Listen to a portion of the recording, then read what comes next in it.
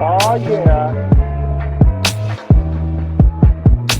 Hi there, it's Timmy Joe making videos about computers on the internet, and I bet you have a lot of time on your hands and not a lot of money. There's a whole lot of problems with jobs, and we could talk about it all day. But the whole point of this video is, if you're looking to game right now, you ain't got lots of money, and maybe you live in Canada, but you could probably find better deals on this stuff in the States anyways, then oh my goodness, I have a deal for you. Oh my goodness, you saw from the clickbaity title, you saw. Because I probably said something like $200 6-core 12-thread gaming machine with 8GB graphics card. And it's such a good little gaming machine, it blows me right out of the water. It's not an Optiplex. It's not whatever HP crapola that would be like consumer grade. This thing is a workhorse server. And it's probably like getting on 10 years old, but it's still kicking ass and taking names. And the best part is this isn't some one-off thing that I bought on eBay that you can't go and buy yourself.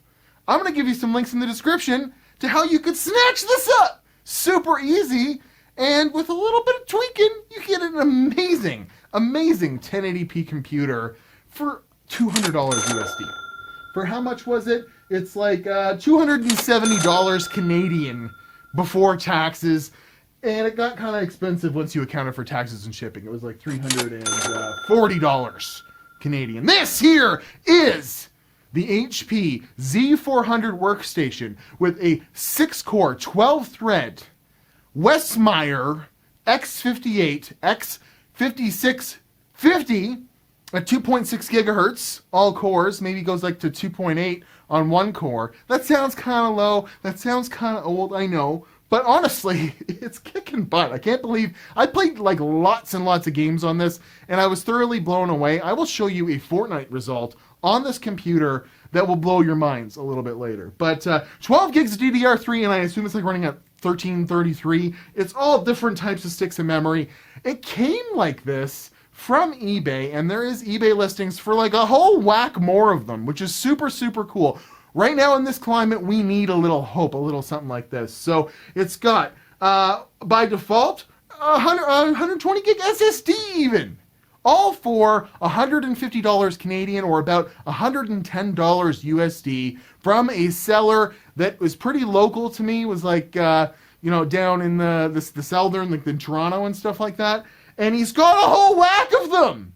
So you're like, okay, what about the GPU? Well, this thing came with a Quadro FX 1800. This thing's got a core clock on a Tesla core of 550 megahertz and 768 megabytes of RAM. So we know that this thing here, it's crap. It's like a, I shouldn't throw it. That's not very nice. It's like a 9800-ish. It's barely a DirectX 11 capable card. You wouldn't want to be gaming with this, I don't think. So we have a solution. So we have the whole computer here. Right here. This is as it came, except for I added a 250 gig hard drive that I had lying around just so we'd have some space, because 128 gigs is not enough for even Fortnite in Windows.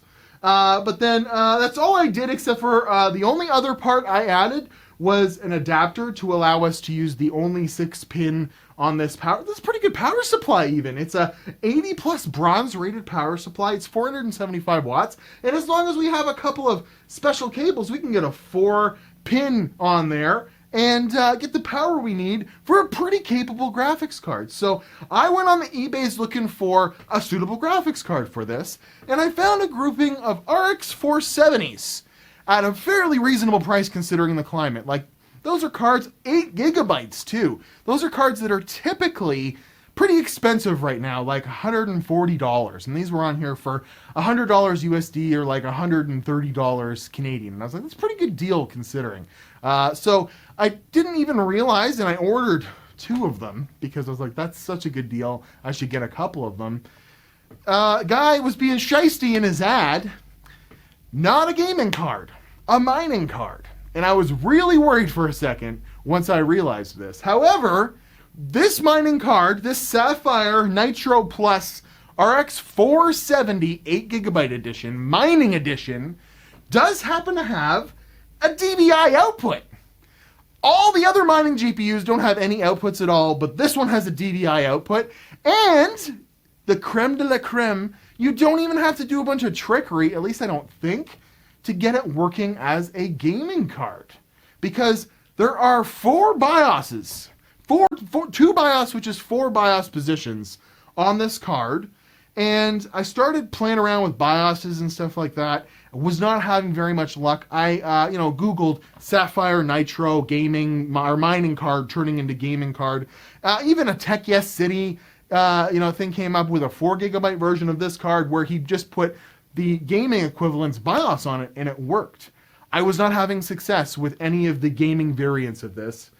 Are these still working? Okay. So I wound up just cycling through all the BIOSes, and one of them loaded up, get this, with a gaming BIOS on it, even though it's the mining edition. One of them had a gaming BIOS that worked for this card on it. So if you get one of these things, maybe move the BIOSes around and then go and check and see in GPU-Z what it says. As long as it says it'll do like OpenCL and a bunch of stuff on the bottom like you see here, then it's probably the gaming BIOS. So it worked like that.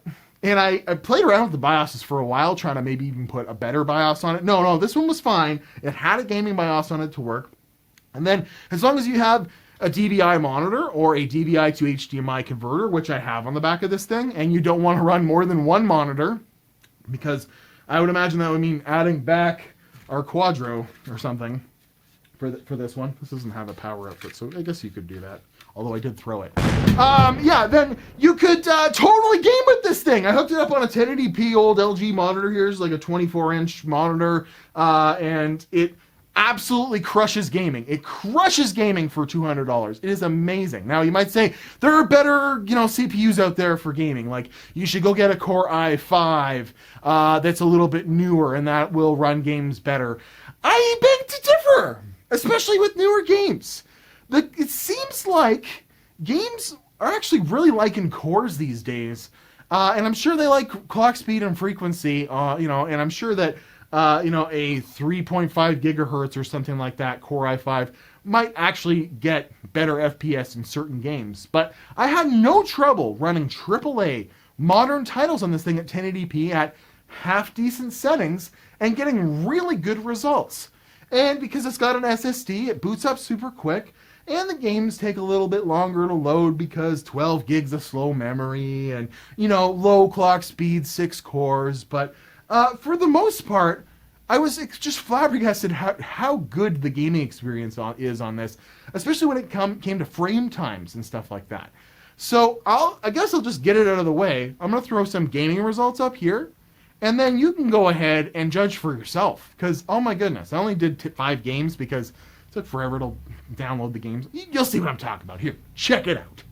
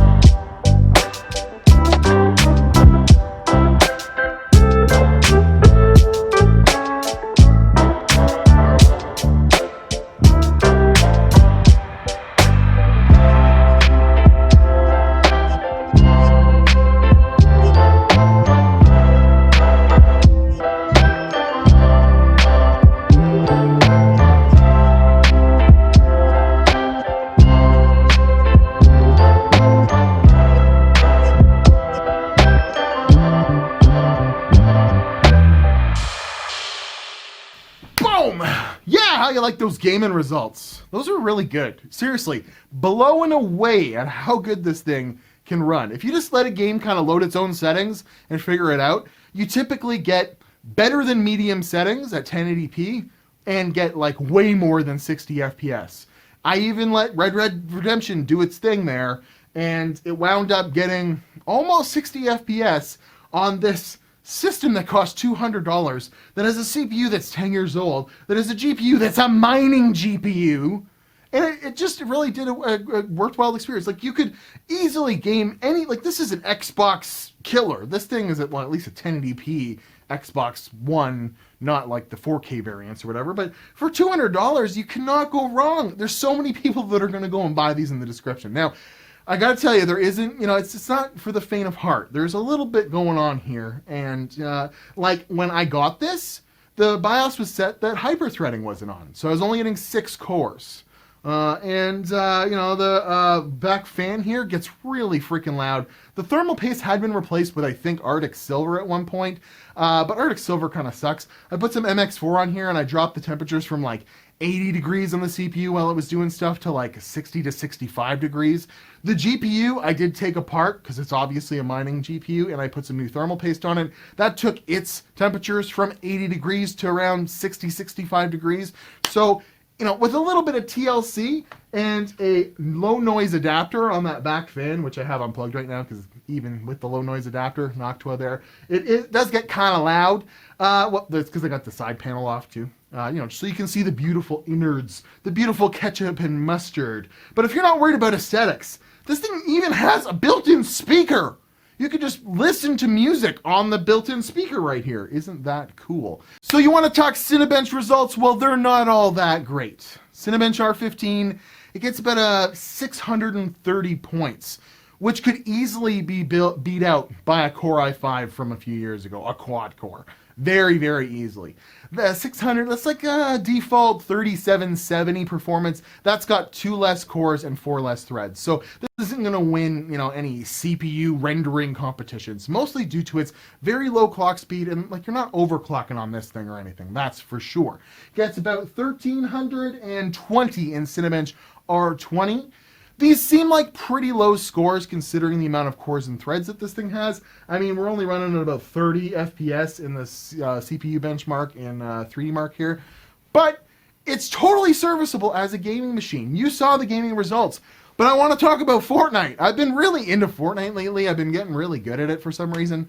And with this keyboard from, 15 years ago, wireless keyboard and mouse Logitech, with this computer, which is 10 years old, with this graphics card, which was an ex-mining GPU, with this small 60 hertz 1080p monitor, relative to my other gaming monitors and stuff like that, I kicked an ass like 3 times in Fortnite, and I recorded this last one where I think I killed 5 or 6 people, and like I'm pretty much doing really well, and I almost came in first. I almost got the victory royale. But I fired my last missile, and then you see what happens. But that's just proof that I can play Fortnite competitively on this damn computer. It's awesome. So, it's a little bit of aluminum here, a little bit of an aluminum coffin. Put this up on here. Boom! And there we go. A beautiful computer. It has FireWire on the front of it.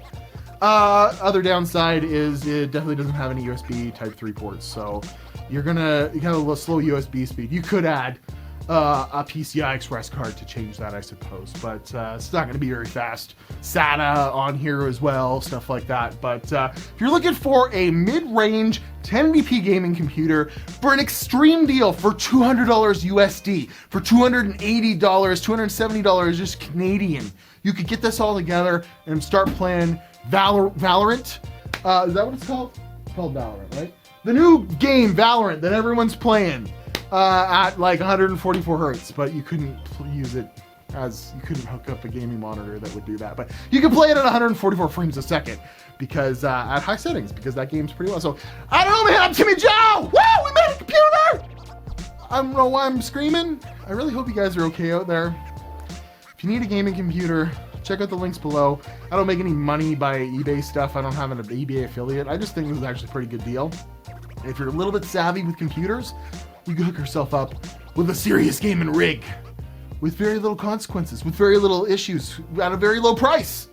And I think that's what this world needs a little bit right now, is some good deals on some computer hardware. I'm Timmy Joe, make videos about computers on the internet. Any questions about the Z400, leave them in the descriptive thing in the below. And what have you done for, you know, pre-built computers like this, workstations? What have you done to get a sweet gaming computer on the deal? Because this one here, it's a pretty damn good deal, I do gotta say.